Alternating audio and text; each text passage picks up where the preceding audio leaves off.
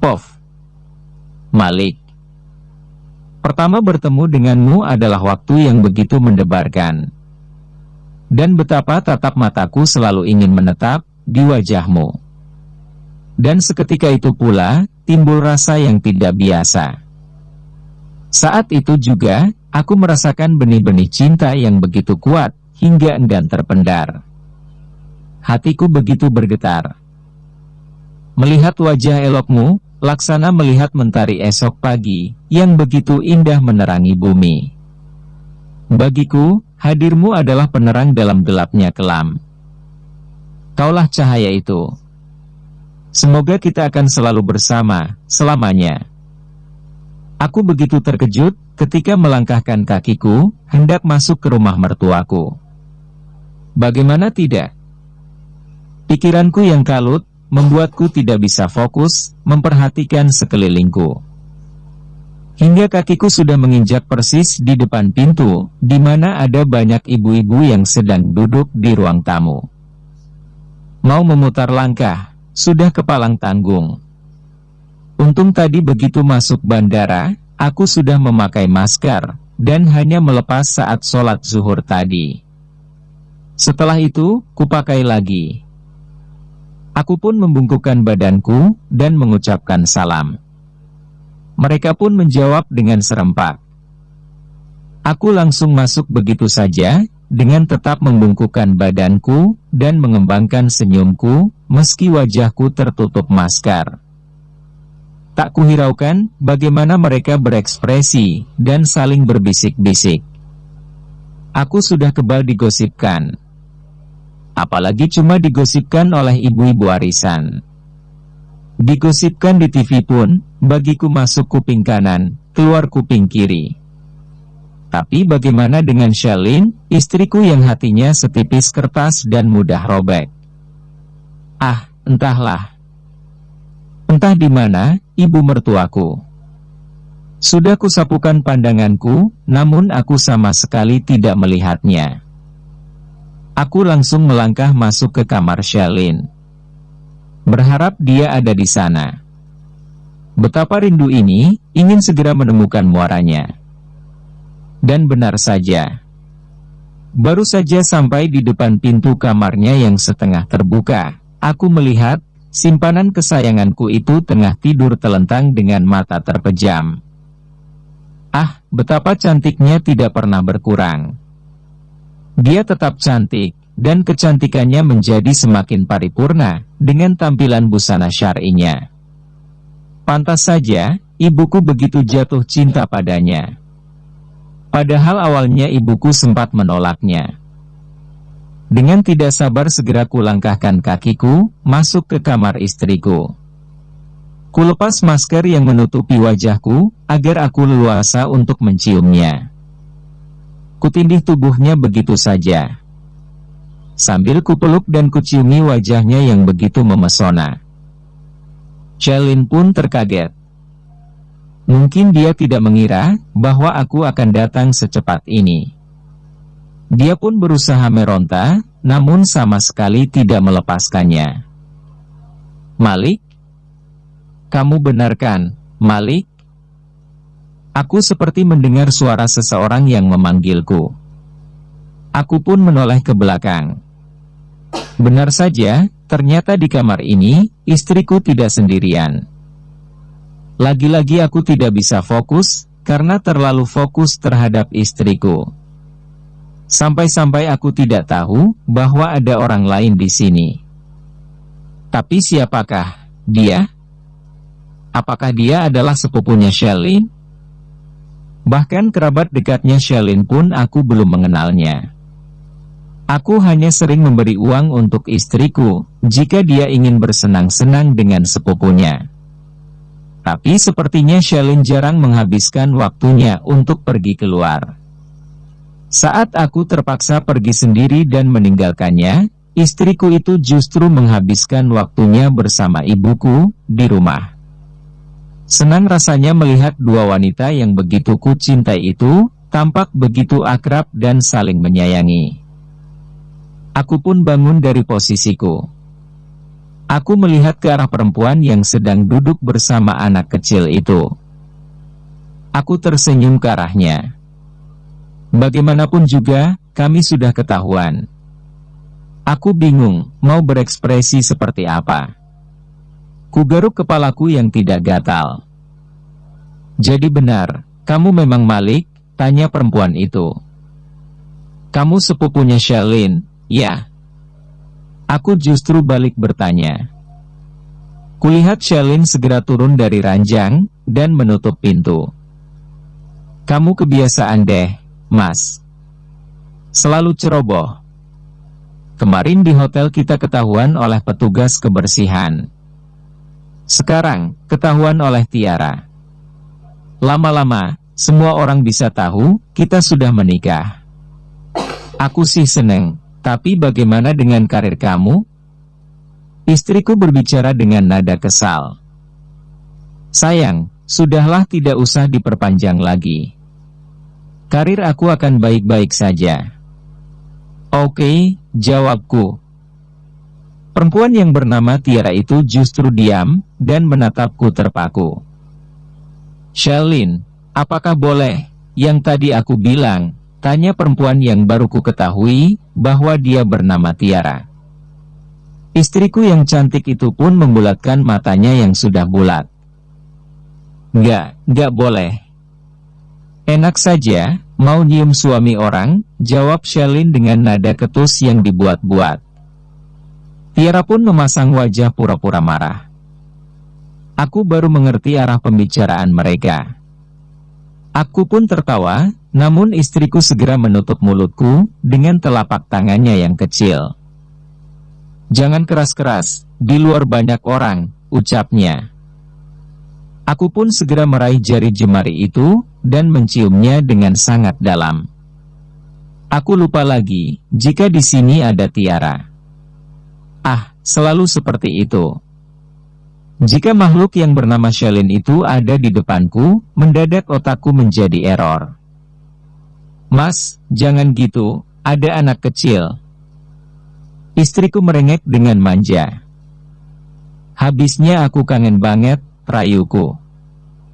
Ya sudah, kalian senang-senang dulu, aku mau keluar.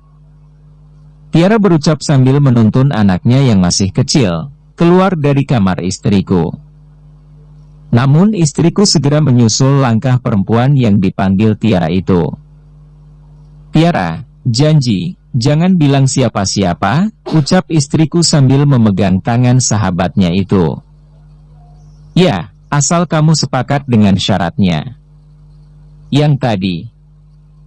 Tiara berucap sambil memandangku. Sepertinya Tiara sedang berusaha menggoda istriku. Ogah. Jawab istriku sambil mendorong pelan tubuh sahabatnya itu keluar kamar, dan kemudian menutup pintu. Namun belum juga pintu dikunci, Shelin sudah membukanya lagi. Tiara, aku serius. Janji, ya. Jangan bilang siapa-siapa, ucap istriku. Santai saja, rahasiamu aman di tanganku. Bersenang-senanglah. Jangan lupa, kamu masih berhutang banyak penjelasan. Seperti itulah yang kudengar. Mereka pun berpelukan. Kemudian saling melepaskan. Shelin pun masuk ke kamar, dan mengunci pintunya. Aku serasa ingin segera mereguk madu manisnya istriku. Kupeluk dia. Namun ternyata simpanan kesayanganku itu, menolakku dengan halus. Sayang, mandi dulu. Aku ogah, berbagi keringat sama Lili. Istriku berucap sambil mengerucutkan bibirnya. Apa maksudnya? Coba, dia berkata seperti itu. Aku sungguh tidak mengerti. Bagaimana mungkin, aku berbagi keringat dengan Lili? Yang ada, justru dia, satu-satunya wanita yang pernah berbagi keringat denganku, yang kuharapkan akan melahirkan anak-anakku, nantinya. Aku menatapnya dengan gamang, saat dia memberikan handuk berwarna putih itu, di tanganku. Maksud kamu, apa, sayang? Tanyaku. Ya, kamu kan semalam sudah tidur sama Lily di dalam bus. Ya, kan? Siapa tahu, dalam tidak sadarmu, kamu grepe-grepe dia. Ya, apapun bisa terjadi. Istriku seperti sedang mengungkapkan rasa kecewanya. Ya, memang semua itu salahku. Kamu tahu dari mana aku tidur sama Lily? Tanyaku bingung. Terus kalau aku gak tahu, Mas Malik bakalan diam, kan? Menyembunyikan semuanya. Mas, jangan mentang-mentang pernikahan kita baru seumur jagung, terus kamu mau seenaknya. Aku sudah begitu jatuh kepadamu. Kumohon, jangan sakiti aku. Istriku justru memelukku sambil menangis. Dia tergugu di dadaku. Tangisnya terdengar begitu pilu. Separah itukah sakit hatinya? Aku pun segera menyentuh wajahnya. Kubingkai wajah ayunya dengan kedua tanganku. Kusap air mata di pipinya. Jangan khawatir. Aku tidurnya cuma sambil duduk.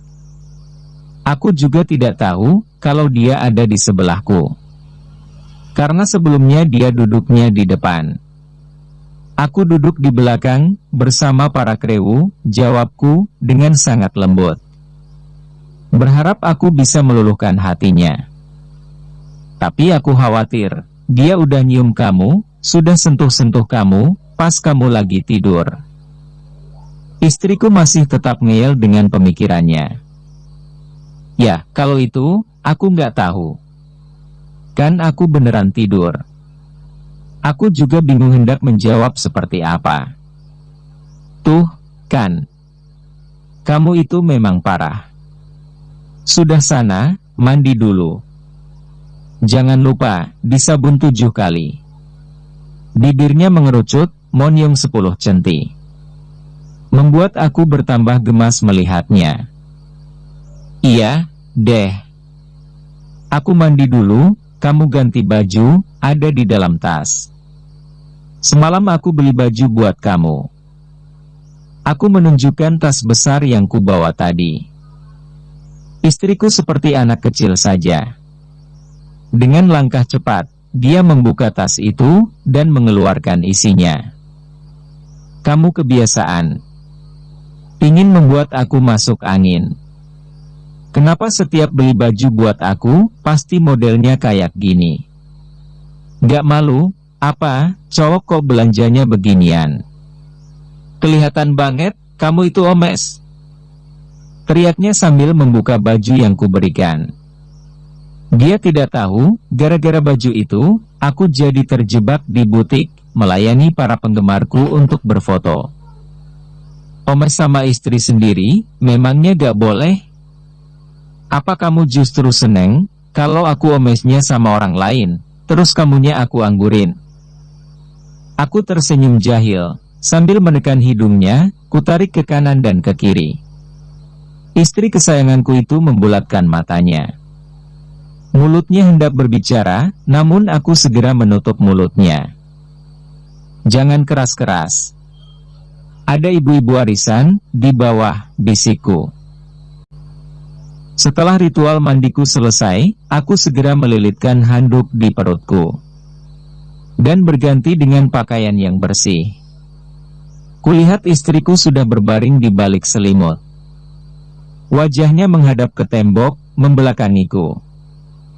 Bagaimana, sayang, baju tidurnya? Kamu suka, kan? Itu aku belinya penuh perjuangan, ucapku. Lebih parah dari yang dibelikan kemarin, Mas. Kamu beneran, deh. Keterlaluan banget. Lain kali kalau mau membelikan baju, kalau seperti itu, mendingan gak usah. Aku malu, jawab istriku tanpa melihatku. Istriku masih kukuh dengan selimut di tubuhnya. Bahkan saat aku mencoba untuk menarik selimut itu, dia begitu kencang memegangnya. Namun tenaganya yang tidak seberapa, hanya sia-sia. tetap akulah pemenangnya. Hingga akhirnya, aku menang telak berkali-kali. Dia pun dengan senang hati, memanjakanku dengan semua madu manisnya, yang sudah menjadi candu, setiap aku bersamanya. Tidak lupa, aku pun selalu berusaha memberikan yang terbaik untuknya. Memanjakannya dengan segenap jiwa dan ragaku. Memperlakukan dia bak ratu. Semua inginnya, aku turuti. Hingga dia pun merasa begitu dicintai. Hingga mata kami terpejam karena kelelahan. Terbuai ke alam mimpi, memeluk bidadari kesayanganku. Dalam mimpiku, aku seperti mendengar suara orang yang mengetuk pintu. Suara itu tidak hilang juga, meskipun sudah agak lama. Justru terdengar semakin keras. Mau tak mau, aku pun membuka mataku. Mengumpulkan nyawaku, menajamkan indera pendengaranku. Memang benar, pintu kamar istriku diketuk dari luar. Aku pun segera membangunkan istriku. Istriku yang sedang pulas, seperti bingung, saat aku berusaha untuk menegakkan punggungnya. Sayang, ada yang ketuk pintu, ucapku sambil berbisik, jangan sampai orang yang ada di luar kamar mendengarnya. Ketukan terdengar semakin keras tanpa jeda waktu, lebih mirip dengan suara gedoran. Kami pun saling berpandangan, dan segera melekatkan baju yang masih berserakan di lantai. Bersambung.